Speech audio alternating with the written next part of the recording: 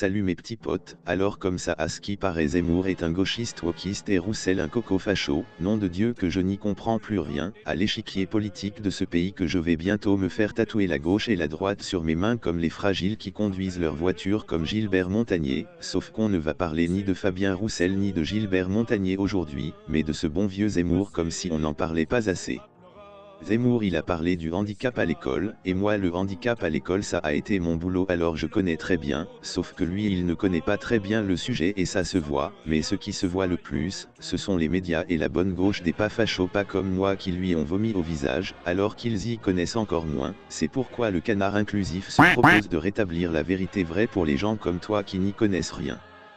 Quand Mélenchon n'a pas le temps d'user sa vie à nous défendre, il dégaine son smartphone pour tweeter des conneries, c'est comme ça, la République c'est lui, sa personne est sacrée, et il raconte, ouvrez les guillemets, je cite, Zemmour veut exclure les élèves en situation de handicap de l'école commune, fin de la citation, pique ensuite l'avenir en commun dit comment faut faire que ses potes les socialistes ont démoli ce que les communistes savaient déjà faire il y a maintenant plus d'un demi-siècle. En fait si Mélenchon parle d'école commune, c'est parce qu'il n'est pas comme Macron qui dit oui et oui en même temps pour satisfaire tout le monde, lui Mélenchon il ne veut pas dire non et non à tout le monde, tu comprends, c'est pas pareil, parce que la gauche gauchiste de son électorat bourgeois elle réclame l'école inclusive, et la gauche laïcarde universaliste de son électorat des classes inférieures réclame le retour de l'école républicaine, et les deux sont incompatibles. D'ailleurs on va y revenir un peu plus tard à ce que propose l'avenir en commun à ce sujet parce que crois-le ou non, le canard inclusif a été sympathisant de la France insoumise, juste avant que Mélenchon et Corbière ne racontèrent qu'il ne fallait pas donner de consigne de vote mais que quand même, on ne te dit pas d'aller voter Macron pour faire barrage à la haine du FN des nazis mais si tu n'y vas pas, alors tu n'auras pas le droit de connaître la répression sanglante des gilets jaunes. Quand Ruffin n'a pas le temps de tartiner des gaufres et de jouer au football avec ses enfants, il monte au créneau pour défendre les métiers du lien, dont les AESH, et les AESH c'était justement mon boulot, parce que tu comprends les AESH elles sont pauvres, elles sont misérables, elles font pleurer dans les chaumières et Ruffin pousse des esclandres à l'Assemblée, mais Ruffin il a pas envie de dire que les AESH se font frapper par leurs propres élèves par la merveilleuse diversité à inclure. Pourquoi? Parce que la diversité à inclure elle vote des fois oui des fois non, ça dépend où tu la trouves mais on l'a déjà expliqué dans la vidéo d'avant, que les gens qui décident si tu en fais partie ou non en font rarement partie eux-mêmes, et que ces gens constituent cette aile gauchiste de l'électorat bourgeois de la France insoumise, dont il faut tenter de la faire réconcilier avec l'autre gauche populaire honteusement chassée par cette dernière elle-même. Les AESH on en parlera une autre fois, en gros ce sont celles que l'on appelait auxiliaires de vie scolaire AVS, et qui sont aujourd'hui des accompagnantes d'élèves en situation de handicap, parce que le handicap c'est une situation et c'est plus vraiment un truc biomédical, on en avait parlé la première fois souviens-toi, puis elles s'occupent généralement d'élèves à handicap psychosocial souvent issus de milieux psychosocialement cas sociaux qui emmerdent toute l'école. C'est pourquoi le camarade Ruffin il a dit que l'inclusion est low cost et que ça ne marche pas car on n'y met pas les moyens, et qu'elle incite les parents à sortir leur carnet de chèques pour se payer un accompagnant privé. Ben Ruffin lui il veut sortir le carnet de chèques pour rehausser les salaires des accompagnantes publiques, pour qu'elles puissent continuer de se faire maltraiter par leurs élèves dans l'interdiction de se défendre mais tout de même en dépassant le SMIC horaire. Zemmour lui ce qu'il a dit, ça n'a jamais été d'exclure les élèves handicapés de l'école ordinaire, enfin si un petit peu quelque part à l'insu de son plein gré, parce que les gens qui ont fabriqué l'inclusion ont construit la notion sur la base de celle de l'exclusion de telle manière que tout ce qui n'est pas de l'inclusion se retrouve par conséquent être de l'exclusion, et Zemmour il dénonce je cite, l'obsession égalitariste, et l'obsession de l'inclusion. Zemmour lui ce qu'il propose c'est de créer comme il dit des établissements spécialisés, pour y mettre les enfants au handicap qui ne sont pas légers selon ses propres mots, oui créer comme s'ils n'avaient jamais existé avant, ou plutôt recréer et réouvrir ces établissements, mais ça il ne faut pas le dire parce que ce sont les communistes qui l'ont fait et pour Zemmour ben ce serait la honte de le reconnaître.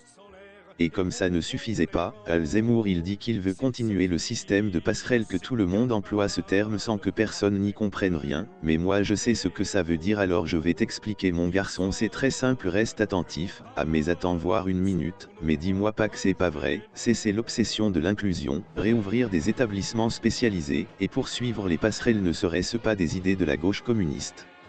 Si je crois bien que si, le syndicaliste Paul Devin du syndicat enseignant FSU, IEN, ASH pour le jargon en gros un inspecteur de l'académie spécialisée pour les élèves handicapés, qui propose le principe d'inclusion raisonnée en opposition à celui de l'inclusion systémique, all inclusive ou full inclusive telle l'école pleinement inclusive de Blanquer de Vaux. Attends, je te lis quelques expressions et passages de son discours. Laisser croire aux parents que l'inclusion scolaire constituerait systématiquement le contexte le plus favorable au développement de leur enfant est un mensonge. Tiens, tu en veux encore, quant à l'effet miracle qui fabriquerait des citoyens respectueux de la différence au seul contact d'un enfant handicapé, c'est une imposture. Allez, un dernier, l'idée d'une école capable de s'adapter sans limite est un leurre dont les premières victimes sont les enfants handicapés et leurs parents. Paul Devin, contributeur régulier à la revue communiste des Carnets Rouges, mais qu'on se demande bien pourquoi il n'a pas été convié à la dernière commission d'enquête parlementaire faite à la demande expresse du groupe des communistes, co-rapportée par un député communiste et d'une trentaine d'enculés je voulais dire de députés PSLRLREM, mais qui ont bien pris le temps d'inviter des AESH gauchistes venus pleurnicher le discours misérabiliste. Le co-rapporteur communiste, Sébastien Jumel, qui s'inquiétait dans la conclusion de son rapport les risques d'une disparition du système social français, qui par sa complexité subtile permet la coexistence d'une pluralité de modes de scolarisation des enfants handicapés, en partie les fameuses passerelles, peut-être les dangers d'une inclusion excessive dite à demi-mot, enfin bref la commission en question ayant validé les piales, mais ça on y reviendra une autre fois. Force ouvrière, rare syndicat dans l'enseignement si ce n'est le seul, qui dénonce l'inclusion excessive au détriment du démantèlement de l'éducation spécialisée au travers des établissements médico-sociaux, qui déjà aux alentours des années 2015 et 2016, souhaitait à juste titre faire abroger la loi handicap de 2005 qui entraîna en partie, la scolarisation de ces élèves au profit sociologique basculant vers le handicap dit social, et ses réticences vis-à-vis de ces passerelles.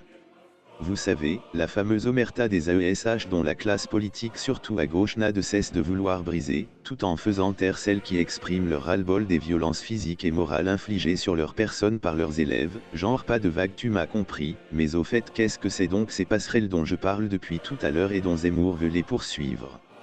En gros, pour faire simple, la France cloisonnait ses services sociaux, médicaux et scolaires jusque dans les années 75, puis les néolibéraux ont décidé qu'il faudrait décloisonner comme le font les Américains, parce que ça génère du business même si ça permet de réunir des secteurs, avec l'idée qu'une personne doit bénéficier de services coordonnés, allant de pair avec l'idée que le handicap d'une personne est intimement lié entre sa part médicale et sociale. Et paf, ça fait des chocs à pic, le médico-social fait concurrence à l'hôpital, puis le service social se retrouve avec le médico-social, et puis on détruit tout ça à coups de politique d'austérité et de nouveau management public, puis on appelle ça faire de l'intégration puis de l'inclusion. Ainsi l'éducation spécialisée dispensée dans les établissements médico-sociaux et les services sociaux se détériore, puis les gentils droits de l'homme disent qu'il faut les fermer, et la gentille gauche dit qu'il faut écouter les droits de l'homme, un peu comme les livrets thématiques de LFI, et qu'il faut renvoyer le gamin enfermé dans l'hôpital psychiatrique sûrement sans aucune raison valable mais bien sûr, dans le médico-social, puis le renvoyer ensuite à l'école à côté de tes enfants. Les hôpitaux et les établissements médico-sociaux sont soumis à des projets financiers, leurs directeurs sont remplacés par des chefs d'entreprise, la concurrence élimine les établissements, les restants se transforment en usines à gaz, machine à fric qui délocalise sa production de patients temporairement à l'école pour en faire rentrer d'autres pour continuer la danse des chaises musicales. Ce truc-là, ça s'appelle faire des passerelles, dans le jargon nous les appelons, unités d'enseignement externalisées, et c'est ce dont Zemmour veut poursuivre. Parce que oui, au cas où tu ne l'aurais pas remarqué, pendant que l'on passe son temps à qualifier Zemmour de gna facho gna raciste, on évite bien de lui poser les questions de fond, à lui ce bon vieux droitard libéral économique, à savoir si la suspension des allocations aux familles des élèves perturbateurs dont il désire, s'accompagnerait d'un retour des services de l'État tels les communistes le faisaient. Ou encore, s'il serait prêt à nationaliser les établissements médico-sociaux détenus par ces associations gestionnaires engraissées, les empêcher de faire du business, réouvrir les services sociaux coûteux etc., que peut-être bien que l'électorat Zemmour il se dirait que peut-être bien le candidat anti-système qui a tapiné toute sa vie pour le système n'a pas encore envie d'en sortir.